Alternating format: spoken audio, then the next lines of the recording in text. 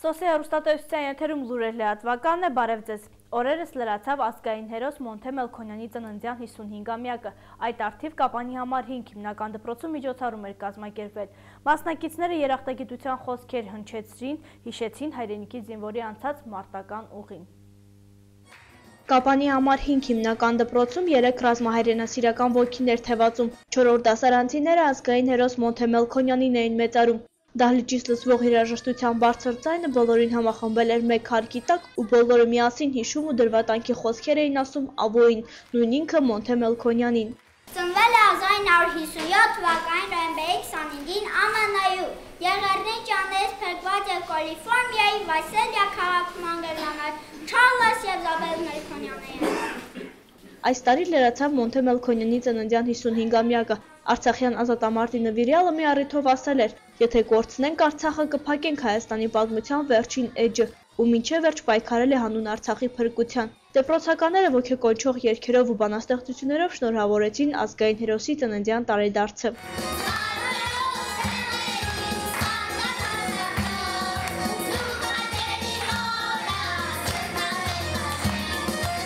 Աշակերտները ներկայացրին Մոնթե Մելքոնյանի կյանքն ու գործունեությունը, բնութագրեցին հայրենիքի զինվորին, ցուցադրվեցին նրա լուսանկարները, հնչեցին Աբոյի մտքերը։ Խոնարհվում եմ նրանց առաջ, որ պատերազմ գնացին, խոնարհվում եմ նրանց առաջ, որ փառավոր հաղթեցին, խոնարհվում եմ նրանց առաջ, որ վիրավոր հետ դարձան, խոնարհվում եմ նրանց առաջ, որ այլևս չդարձան, խոնարհվում եմ նրանց առաջ, որ ծաղակներ կորցրին, խոնարհվում եմ նրանց առաջ, որ ծնողներ կորցրին։ Ապագա սերունդը հայրենիքի նվիրալից պետք է օրինակ վերցնի։ Նման միջոցառումները դաստիարակչական մեծ նշանակություն ունեն։ Մարտի դաշտում նահատակված ազատամարտիկներին, ազգային հերոսներին, ինչքան էլ երախտագիտության խոսքեր ուղեն, միևնույնն է քիչ է։ Այսօրվա խորհուրդը շատ մեծ է, շատ նշանակալից։ Ճիշտ ասած, ես մի պահ հուզվեցի, որ մեր երեխաները ապրում են այն կյանքով, որի համար մարդիկ իրենց կյանքը ներդրեցին։ Չտեսան այսօրվա խաղաղությունը, բայց նրանք գիտակցորեն իրենց նահատակեցին հանուն այսօրվա երեխաների, մեր գեղեցիկ բալիկների։ Կապանի համար 5 հիմնական դպրոցի սան Գագիկ Ալթունյանը նույնպես զոհվել էր հանուն հայրենիքի փրկության։ Գագիկին և նրա զինակից ընկերներին կրթօջախում միշտ հիշում են։ Դպրոցը կարծես մորպես միշտ հիշել, 20 տարի է միշտ հիշում և միշտ հիշատակում է իմ եղբոր Գագիկ Ալթունյանի անունը, որի վառ ապացույցն է դասարանը, որը կոչվում է Գագիկ Ալթունյանի անունով, այն հուշանկյունը, որը նվիրված է նրա հիշատակի։ Նրա համար մենք կրկնակի անգամ երախտապարտ ենք։ Արցախյան պատերազմի տարիներին հենց այս դպրոցից ամենաշատ երիտասարդները պատրաստակամություն հայտնեցին զենքները ձեռք վերցնել ու կռվել։ Ցավոք սրտի այսօր նրանցից շատերը մեծ հետ չեն։ Թվով 115 զոհված ազատամարտիկների անուններով դասարաններ կան անվանակոչված և բոլոր տեղերը կազմակերպում են միջոցառումներ, իհարկե ամեն մեկը յուրովի տարբեր, բայց կարևորը նաև որ միջոցառումը կրում է ռազմահայրենասիրական բնույթ։ Սիրելի երեխաներ,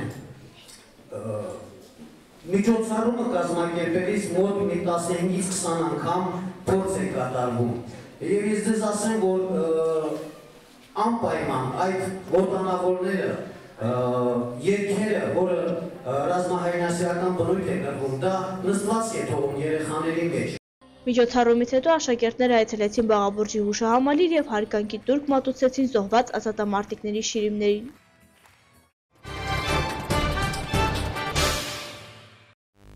Հրաձգության սիրահարները կրկին համախմբվել էին մեկ հարկի տակ, այս տարի լավանդույթը չխախտվեց և անցկացվեց հրաձգության մրցույթ։ Հաղթողները արժանացան պատվոգրերի և դրամական պարգևների։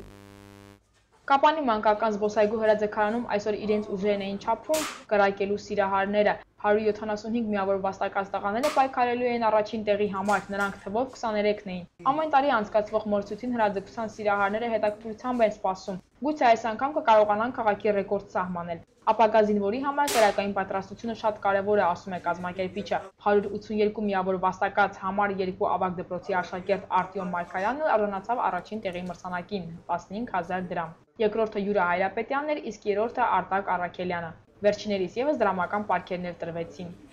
Եվ շատ ուրախ եմ, անցած տարի մինչև 8-րդ դասարանների մինչև ես գրավեցի նույնպես առաջին տեղը, ես պատրաստվում եմ մարտավարության, որպեսզի գնամ բանակ կարողանամ կրակեմ։ Հրաձգության մրցույթի հովանավորը Dino Gold Mining Company-ն է, իսկ քաղաքապետարանի կողմից պատվոգրեր հանձնվեցին։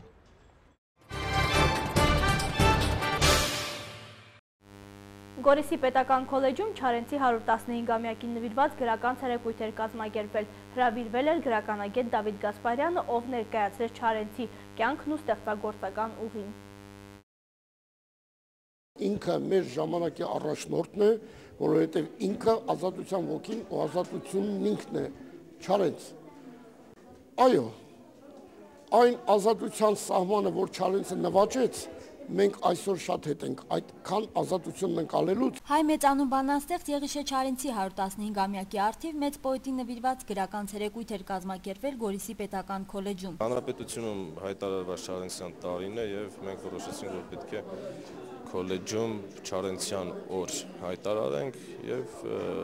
գրական ցերեկույթ։ Միջոցառմանը ներկայ էին ուսանողներ, բազմաթիվ հյուրեր, հրավիրված էր նաև գրականագետ Դավիթ Գասպարյանը։ Գրականագետը ցերեկույթի ընթացքում ներկայացրեց բանաստեղծի կյանքն ու ստեղծագործական ուղին։ Ամեն ժամանակ ուզում է Չարենցին հարմարեցնել իր պատկերացումներին։ Չարենցի ազատությունը անսահման է, երբ մենք կարողանանք հասնել դրան։ Դրա համար պետք է հասուն հասարակություն եւ ամենակարևորը պետք է ոչ միայն լսել,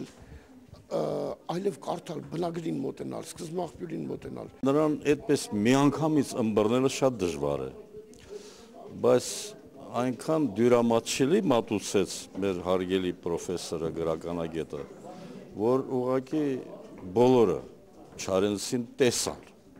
զգացին Չարենցի մեծությունը։ Գրական ցերեկույթի ընթացքում Դավիթ Գասպարյանը պատասխանեց նաև հանդիսատեսին հետաքրքրող հարցերին, խոսեց այժմյան երիտասարդության ընթերցանության շուրջ ծավալվող խոսակցությունների մասին։ Չեն կարդում ուսուցիչները, չեն կարդում դասախոսները, եւ քանի որ իրենք չեն կարդում, չեն պահանջում իրենց սաներից։ Ես ինքս դասավանդել եմ, պահանջել եմ եւ լավ էլ կարդում էին։ Եթե պահանջում ես եւ քո օրինակով ծառայում ես այդ բանին, հետեւում են քեզ, չէ։ Ամեն ինչ գալիս է ոչ թե սանից, այլ ուսուցչից, իմացեք, լավ ուսուցիչը կկարդացնի, վատ ուսուցիչը կքնեցնի։ Եղիշե Չարենցի գործունեության անդրադարձան նաև քոլեջի ուսանողները, հանդիսատեսի դատին հանձնեցին Չարենցի բանաստեղծություններից։ Որպես լքված թավջութակի ձգված միլար, դողում է սիրտս կարոտով միահարկու, կարոտներից գագատն է այն, վերջին քնար, մի պիրկ պարան ու երկնուղեշ փայտեր երկու։ Միջոցառման ավարտին ներկաները կարևորել են ցերեկույթի կազմակերպումը, նշելով, որ հայ գրականությունը պոեզիան հայ ընտանիքի կրթօջախների կրթական եւ գրական արժեքների պահպանման ու ամրապնման երաշխիքն ու հենասյունն է։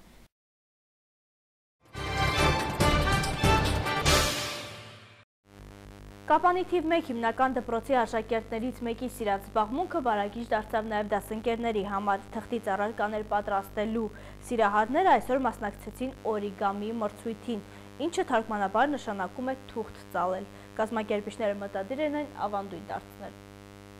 Երրորդ դասարանցի Գորգ Հարամյանը անգործ մնալ չի սիրում, հետաքրքիր ժամանցի մտահղացումները երբեմն ծնվում են համակարգչի առջև նստելու ժամանակ։ Այս անգամ էլ նրա որոնումները ապարդյուն չանցան։ Ես մտել էի ինտերնետով իմ համար թղթի աշխատանքով բաներ էի նայում, եկել գտա օրիգամին ու մտա բոլոր բաները նայեցի ու դասարանում սարքում էի, մեր դասղեկն էլ որոշեց մրցույթ հայտարարի։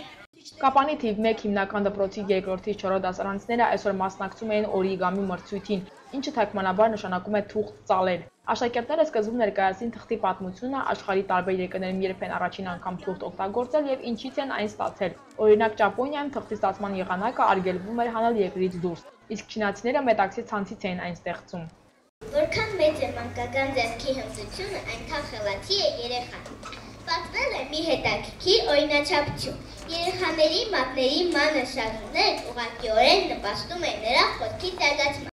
Աշխատանքի տեխնոլոգիա առարկայի պարապմունքների ժամանակ դպրոցականները սովորում են թղթից առարկաներ պատրաստել, իսկ այս մրցույթը առավել ևս կհետաքրքրի նրանց, ինչն նպաստում է երեխաների մեջ հայտնաբերել կառուցողական հմտությունները, զարգացնել տրամաբանությունը, ասում են մանկավարժները։ Ընդամենը 20 րոպե էր տրված, ոմանք կարողացել էին այս կարճ ժամանակամիջոցում 8 աշխատանք ներկայացնել։ Դրանց մեջ գերակշռողը ինքնաթիռներն էին, իսկ տղաներից մեկն էլ մայրիկի հետ պատրաստած կարապներ բերեց ցուցադրելու։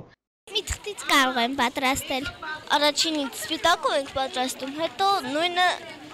գունավորով։ Ես պատրաստում եմ սամալյոտի մանրը գորեն։ Կարող վազա պատրաստեմ, եղանակ շնդիկ։ Այս անգամ սակայն հաղթողները չառանձնացվեցին։ Տեսնելով մասնակիցների ոգևորությունը, մանկավարժները որոշեցին չտխրեցնել ոչ ոքի եւ բոլոր 50 մասնակիցներին պատվոգրեր շնորհվեցին։ Կազմակերպիչների խոսքով օրիգամի այսօրվա մրցույթը շարունակական կլինի, հաջորդ փուլը կանցկացվի ձմեռային արձակուրդից հետո։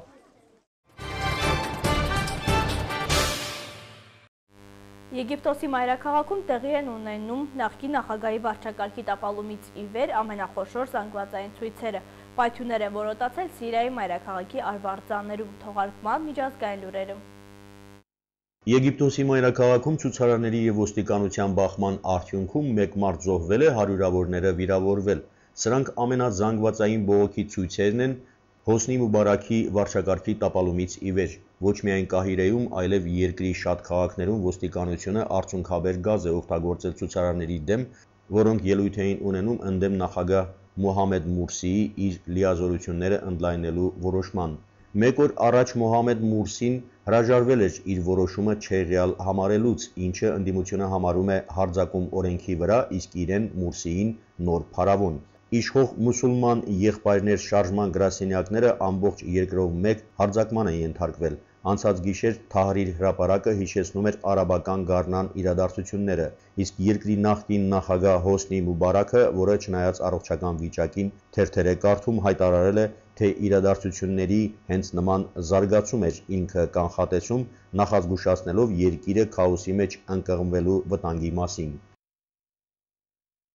Չորեքշաբթի առավոտյան պայթյուններ են տեղի ունեցել Դամասկոսի արվարձաններում։ Սիրիայի հեռուստատեսությունը հայտարարել է, որ գրեթե միևնույն ժամին օդ են թռչել 2 ականված ավտոմեքենաներ եւ 2 ինքնաշեն պայթուցիկ սարքեր, ինչը հանգեցրել է առնվազն 20 մարդկանց զոհվելուն եւ տասնյակների վիրավորվելուն։ ՍԱՆԱ պետական տեղեկատվական գործակալությունը ճշտել է, որ պայթյունները տեղի են ունեցել Դամասկոսի Ջերամանա թաղամասում, այդտեղ հիմնականում ապրում են քրիստոնյաներ եւ դրուզներ։ Սիրիայի պաշտոնական լրատվամիջոցները ահաբեկչության պատասխանատվությունը դրել են ընդդիմադիր ապստամբների վրա։ Իրենք խռովարարները հայտարարում են, որ կառավարական զորքերի դեմ մղված մարտերում հաջողվել է խլել նախաձեռնությունը գրավել ռազմակայաններ։